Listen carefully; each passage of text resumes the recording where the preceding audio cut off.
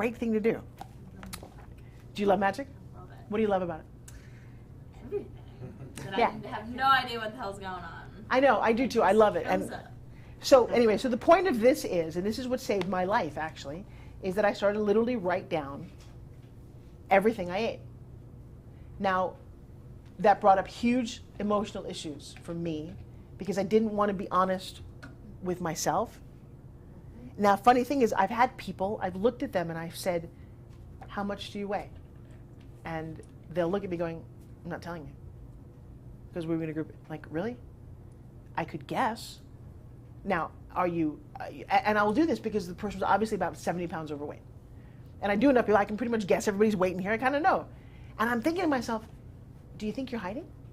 Because you're not 180, and you're not 110. Are you somewhere in the middle? It's like, yeah. I said, well, just give me the numbers. I can't do that. I'm not giving you the number. Like, isn't that interesting? So for her, the number was the, but we know the number. You know, I can't tell you how much money, I don't know how much money you have in the bank, how much money you have in the bank. Warren Buffett looks the same as everybody else. But weight-wise, I pretty much can go, yeah, you told me that you're not eating donuts and you look like you're eating donuts. So you can lie to, and that's what happened. But it was so weirdly personal for me that I thought, I'm lying to myself. I don't know what that's about, but this is getting ugly. And so I fought through this, and when I finished, this is what kind of came out. And so I'll do this with people. I'll send them home with this. Or we've started classes, and I'll videotape the class just to see how it works. Because the other thing I've noticed about human behavior is it's repeatable. You pretty much know when a certain kind of person walks in, what kind of patient they're, don't you? Mm-hmm. All the time. Yeah. That's kind of the most amazing thing about human nature is we're not that unique. We fall into certain categories, age, sex, gender, whatever, race, whatever it is. Then you go, oh, you're going to do that. I know you are. And then when you do that, I'm not going to be surprised because that's what most people do. I'm surprised when people do the good thing. Oh, you actually follow the protocol? Yay for you. You're 1 out of 100. Kind of funny. That's why diet companies are in business because no one actually does follow them. And we know that going into it. And so then what you do on this side, though, which is really cool, is you'll do an exercise. I mean, the first exercise is really just write everything you're thinking. It's a nice brain dump. And then it gets a little more creative. You know, what did you want to do when you were little? When's the last time anybody asked you that? There's a great sense of joy when somebody says, what did you love doing? And we get the craziest answers because we forget as adults we're so busy doing what we're supposed to be doing and making money and paying taxes and being whatever we're supposed to be in this world and being professional. Go, wait a second, you know what? I like to skip. I haven't skipped in years. That sounds a goofy thing, and then I went out and skipped. You're like, okay, that's really crazy and really fun, and I missed that. Or turning on the music really loud and dance around my house with no clothes on. I didn't know it. This morning, that's not a child. No, but it was the 8 people that were in my house watching. You mean we're supposed to stop that? No. That's right. Yeah, I always that's different, you know. Really? I hear there's some funky things I should go see while I'm in Denver.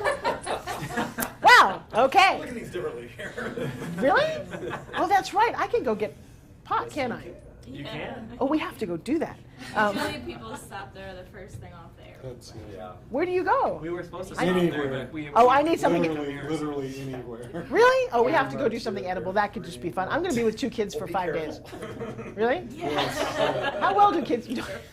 Careful. Really? Why? Only take the recommended. It's extremely strong. They haven't really kind of come up with a good dose yet. It's pretty Like, unregulated. Well, actually, it's fun because I can't smoke because I have kind of wicked little lungs, whatever my issue is. So I'm up for anything. Half of it. I pick be creative. That's something I haven't done. Yeah. Come on, I seriously can't. I seriously can't go home from Colorado, and I just remember that we need to look at Brad smiling. I was like, oh, He's like, I already got him mapped out. All right, well, I don't have to pick up my. I'm not taking her. I'm not picking up my children till 11 o'clock tonight. Hey, I'm gonna be at a dude ranch. I'm only Are they gonna. coming here too? They are. My twins are coming. I haven't seen them in a couple of days. How old are they, by the way? They're 11, and they're spending a lot of the summer with their dad, who's living at our house in California. We have our own whatever. 23. Anybody here married? Oh, yeah. Yes. Really? How long have you been married, Tim? 18 years. Are you still good? Oh, Oh, good for you. yeah. It's 'cause Well, I'm on camp. Married? Yes. How long? 25 years now. Wow. Happy? Ups and downs, but yes. But see, that's the, and that's very fair because I would be really pissed at you if you said no, we're blissful, because at some point nobody was really honest about how the whole marriage thing goes. And by the way, I no longer at my age, for those of you younger, think that divorce is a failure. It's actually I put a very nice time in, built whatever I did, and I'd like to change because I don't drive the same car I did when I was 20 years ago either. Is that a bad thing? Now, if you're religious, Yeah, I mean, if you're religious and you know, whatever, and you think I'm nuts. But overall, I don't think we view it right. And that's been a really interesting, eye-opening thing for me, is that we can still be friends, but I just want a new car. Or maybe no car, I don't know. I just don't want to drive the same old car, because it started to get smelly. I don't know. But I think that's, you know, and then you can go reinvent that marriage if that's what you choose to do too. And there's all kind of things that people just don't. The Anne Live Happily Ever After was the only book I remember. They didn't say they had to do laundry or somebody farts in bed. They never said that. But I didn't know. You know, thank God Shrek came out. Thank God she wasn't the princess. She was the fat chick. I'm like, you go, girl. You're the fat chick. You're not, because Disney lied to us. Okay, so this is my all-day seminar. It's like they keep posting stuff on Facebook and different things saying, you know, the new movie Frozen. Mm-hmm. Yeah. Because she actually didn't choose him, and the fact that her sister said right to you don't marry somebody that you just met. Right. Like that, you know, is the first time that Disney's actually really put out One of the biggest grossing movies of all time that actually told the truth. Yeah. I think it's great, and I think we've lied to each other long enough, and lied to ourselves, and we're trying to fit into molds, especially, you know, and I'm sure men and women, but I speak to a lot of women because I don't know what the molds are. I just don't like it, and I'm trying to make up my own, and then I have all these theories that I don't need to necessarily. I actually focus a little more on women because I sometimes find when we're in a room with men, we're not as honest, because every room that I was in where somebody was molested, none of the molesters were women, okay? So there's a male and a female energy, and sometimes it's easier to be, not that I don't love my men, my whole weight loss thing was men and women, but it's interesting how we behave differently when we're in the same room. It's again, things that I'm learning. And then I put games in the back because I want you to carry this with you and find it fun and interesting. Oh, and fun pictures. Wait, is there a picture tag? And again, what's your favorite movie? Why is your favorite character? Why did you create you to be the way you are, and could you change it? That's kind of a funky thing. Could you or would you? Well, I was 23 years ago, I changed my name. Now, people have to change their name because they get married, which I think is bizarre. All of a sudden, you're one identity, and then you have to do this thing, and the woman gets to do it. She kept her name in my marriage. She kept her name and then took mine on also. Very modern. Well, very modern, and if you don't take the man's last name, it's confusing for the kids, you know, in roll call in school and all that. So I understand the practical reason, but I also personally don't love the fact that I was a name, I was a person, and then now I'm a different person. But you're not. But you didn't change. I had a problem with that. But that's not what happened for me. I was just dating the man that I was going to marry, and I had broken my knee and was living. It was terrible. My rehab was a year and a half of absolute crap. I hated knee rehab, and it's one reason I'm excited to do this and find people that I want to play with in the rehab world who are open. And it was terrible. And then he had just lost an election, so he was kind of miserable, and my acting career went out the window, and all the things that I was doing. So somebody said you should see an image consultant. Like, okay, whatever. And it was $75 for the hour. I didn't actually have $75. It's certainly not I'm going to spend on a guy I don't know. But I got it together. I showed up at this man's door. I showed him all my pictures and whatever. He opens the door. He's a white-haired little black man living in what I thought was a hobbit house. And I'm looking down at him, and I'm thinking, you're not going to, yeah, image consultant, first of all. Dude, really? And what are you going to know about me? And so I went in with this, and then he looked at me, and I had white t-shirt and shorts on, no makeup. And he says to me, don't ever leave the house without makeup on. You're not Julia Roberts. You're more like Sharon Stone. I get that you're a star, but always wear. And I'm like, you little hobbit, you. Let me step on you. I was pissed. And so I go into his whatever, and I'm sitting there, and he goes, and he proceeds to tell me all the things that are wrong with me. Like, not nice. Your makeup is too dark. Your eyeshadow is too dark. Here's the name of somebody you should go to get your makeup done. Your colors are wrong. You shouldn't wear black. You're in autumn. You don't know. Here's this person. I don't have any money, and I'm kind of in pain. And I'm listening, and I'm just going, oh my God. And then he says, and why do you wear those baggy clothes? You should be. Here's a person who can help you with your clothes. And I'm like, okay. And then he says to me, I don't like your name. And I'm like, dude, I don't like anything about you. He says, no, Francine, which is my name that my mom gave me, means a lot to my mother. And it's too old a name, Francine Forbes. Like, but Francine Forbes has starred in movies and soap operas, and she's a working actor, or she was a working actress. I don't like it. I'm like, okay. And again, can you go to an opportunity with an open enough mind? And I'm really trying to hang in here together. And he says, what's the name of your dog? What street did you grow up on? I'm like, Snoopy Arrow. Try again. And he said, what's your boyfriend or your husband? I said, I'm dating a guy, his last name is Riley. And he looks at me and he says, that's it, Forbes Riley, now leave.